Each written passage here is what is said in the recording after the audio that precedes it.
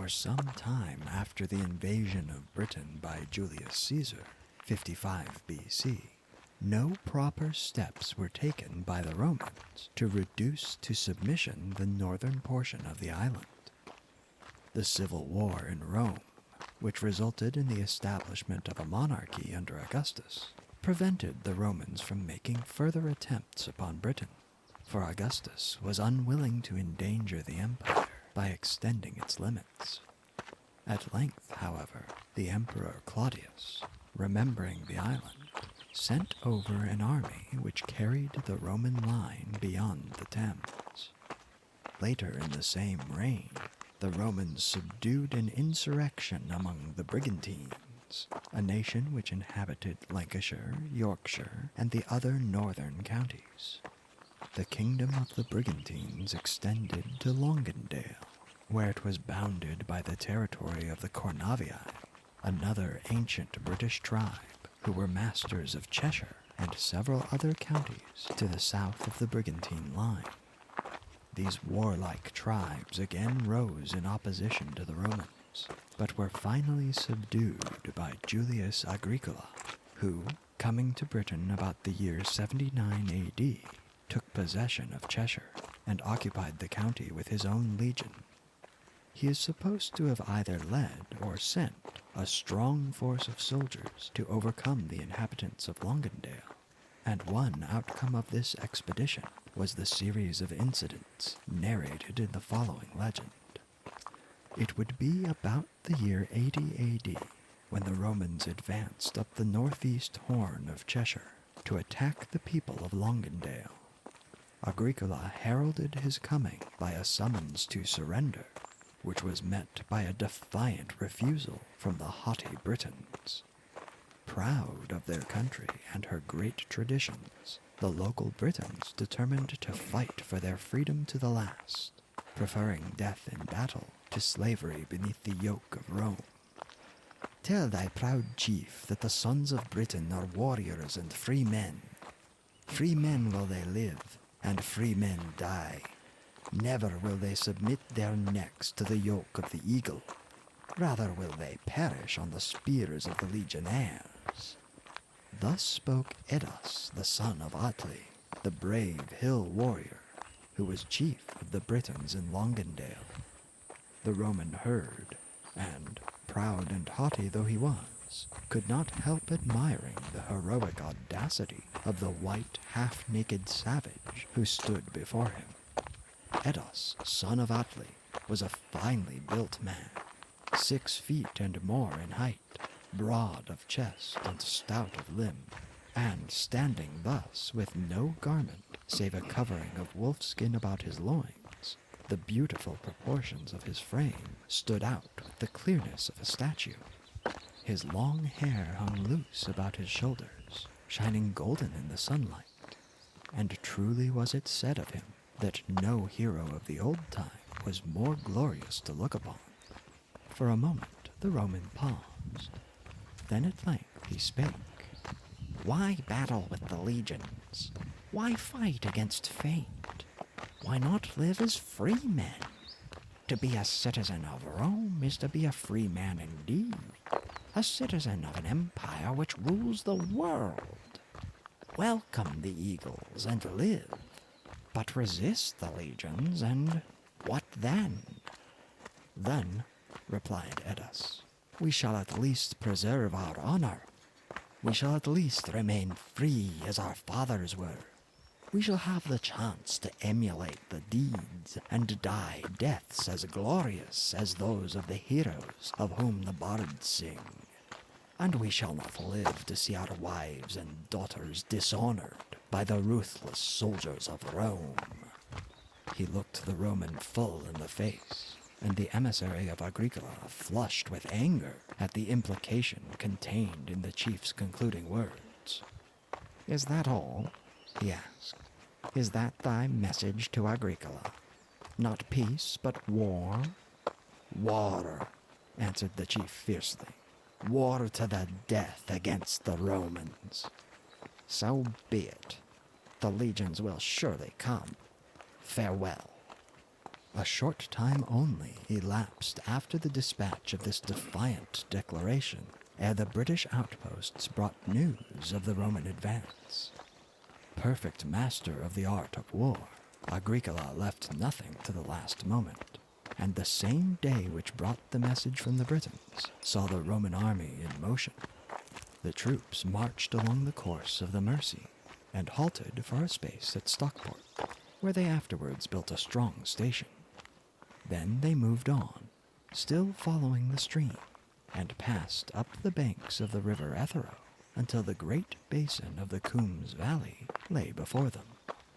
Meanwhile, the Britons had vigorously prepared themselves for the great struggle.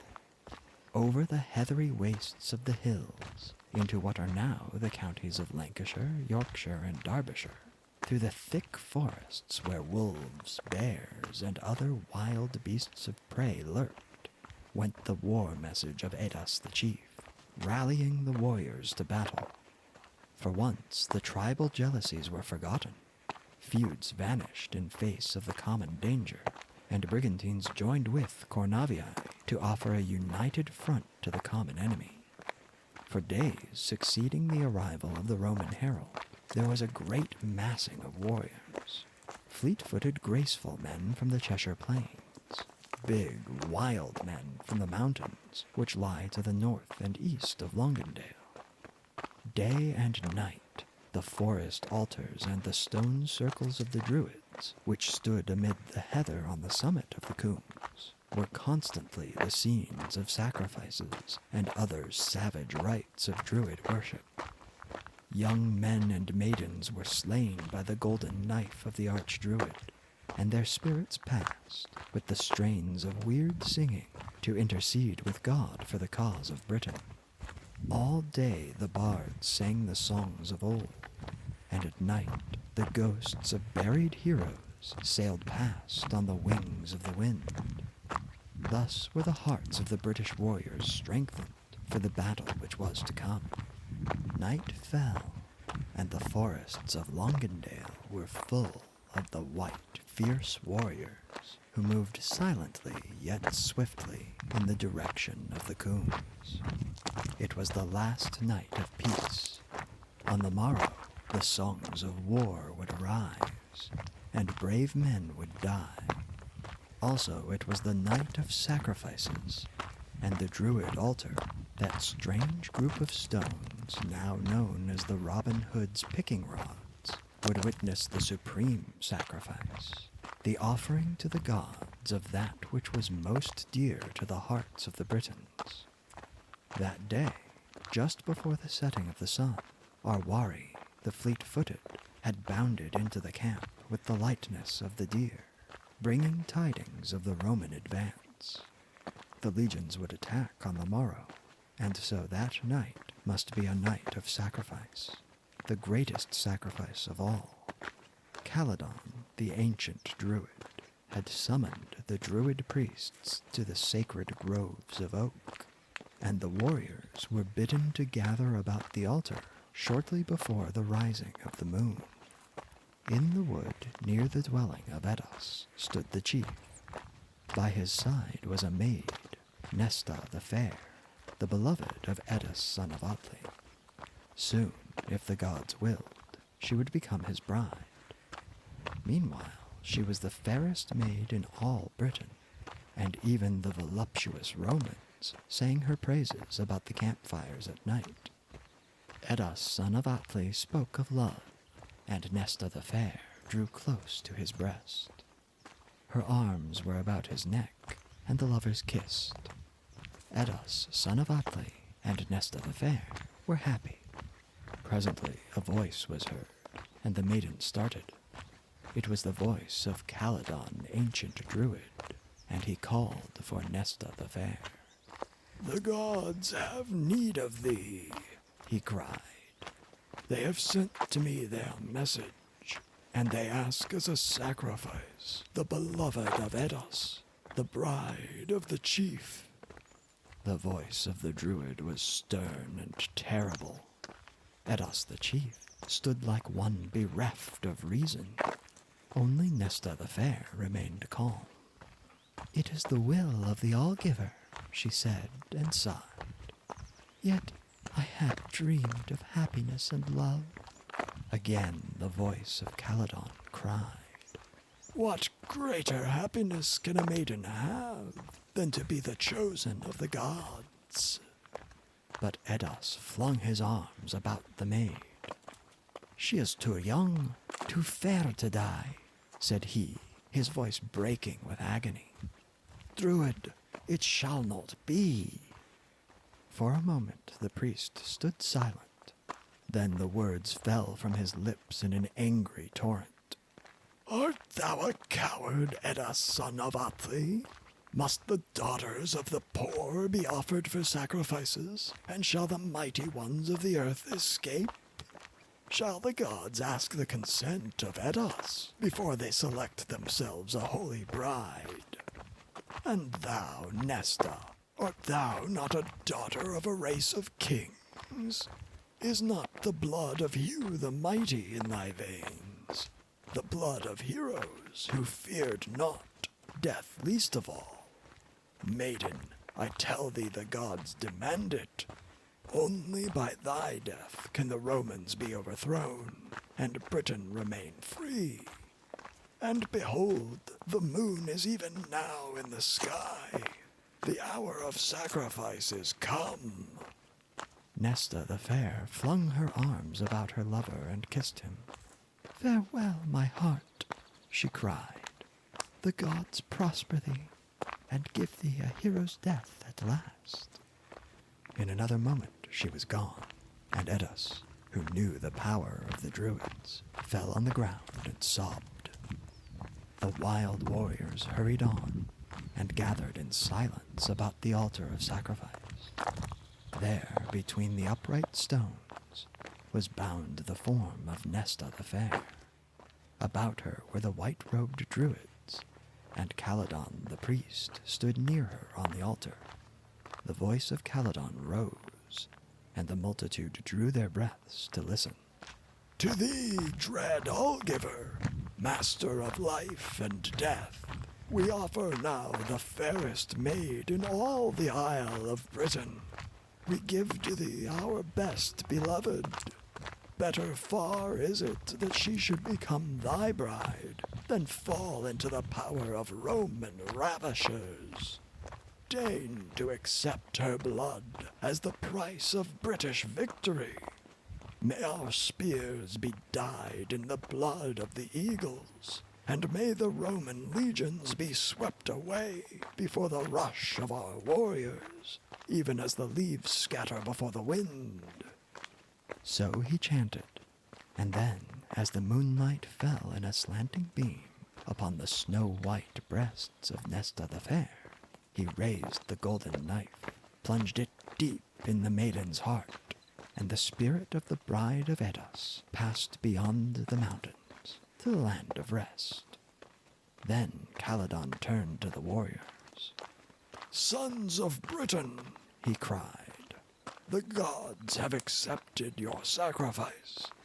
Get ye to your spears. The air is thick with ghosts. The dead heroes have left their graves, and their spirits sail about the moor.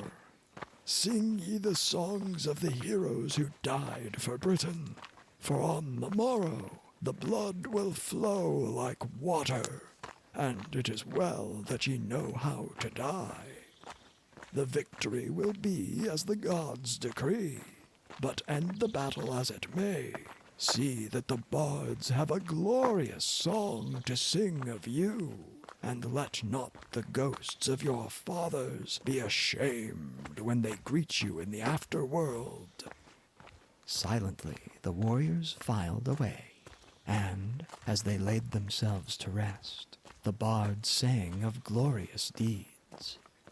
Thus passed the night, and on the morrow Edos the chief, pale and heavy-eyed with weeping, yet loyal and true to the land he loved, led his men to meet the Roman steel.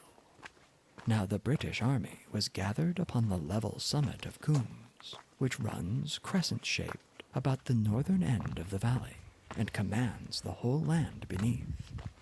One glance at this position convinced the skillful Roman leader of its impregnable character and of the impossibility of taking it by direct assault. The rocks at the head of the basin-like vale presented an unscalable barrier to the legions. The Roman general determined to seek some easier path to the summit.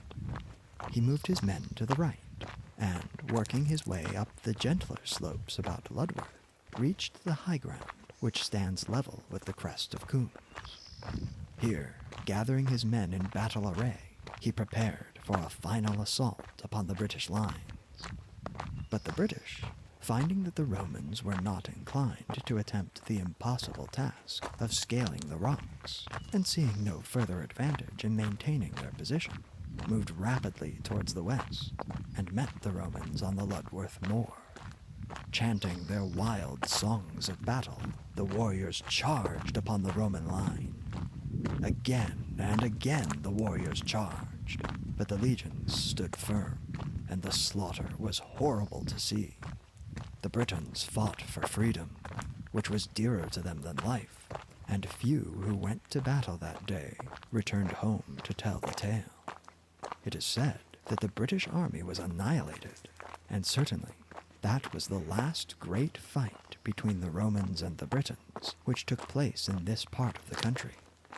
When the battle was ended, the dead were buried in two great groups upon the field, and mighty cairns of stone were raised above their graves. These cairns still remain, and are probably the oldest monuments to British bravery in this district. The chief Edus was one of the last to fall. He led charge after charge of his warriors, shouting his wild war cry, until at length, pierced by many blades, he fell far in front of the British. For a moment or so he lay as one dead. Then a glad smile spread over his face, and he sprang to his feet. "Nesta, my beloved, I come. The gods are just. They will unite us. We shall dwell together in the land of rest. Thus do I win my way to thy side." So crying, he gripped his war hatchet, and rushing full upon the line of Roman spears, slew until the soldiers made an end of him. "That was truly a brave man," said the Roman general. "He could not have died a nobler death had he been a Roman." And having learned the story of the death of Nesta, he had the two bodies of the lovers buried in one grave. The Romans encamped in the neighborhood, and at night were startled by a wild song, which came from the battlefield. It was Caswallon the bard, who sang above the grave of Edus, and thus he sang: "Now have the heroes gone beyond the veil of the invisible, and the land of ghosts is thronged with the spirits of the brave. Edus, the son of Atli, led his warriors to join the hosts of their forefathers. Edus was of the blood of Hugh the Mighty. He was glorious to look upon. Fair was his countenance, even as the light of the morning. He was sturdy of stature as the oak. He was fleet of foot as the deer. His eye was the eye of the eagle. Men fell before him in the battle. He gave his heart to Nesta the fair. She was the fairest maid in all Britain. The gods had need of her. The Romans came, who are brave men, but the Britons are still braver. Every Briton is a warrior. Edus, the son of Atli, led his men to the battle. The battle raged, and the war song of Edus arose. Many brave men died, but the Britons still fought on. Edus, son of Atli, led the way. He led his warriors through the gates of death. The battle ended. The Romans won. But the land of ghosts welcomed the souls of Edus and his brave Britons. The men sleep beneath the cairns amid the heather, but their spirits sail upon the wind, and they shall watch over Britain until new heroes shall arise, and the fame of the eagles shall grow dim before their fame, and Britain shall conquer and shall be mightier than Rome. Such was the song of Caswallon the bard. It is said that at certain seasons of the year, when the moonlight falls upon the Coombs rocks, the ghosts of the ancient heroes marshal on the battlefield, waving in phantom hands their phantom axes, as though ready for the coming of the Roman foe. Thus they keep eternal vigil over the wild land they loved of old. Thank you so much for watching, folks. If you enjoyed this video, please hit the thumbs up button and consider subscribing for more videos like this one every Wednesday.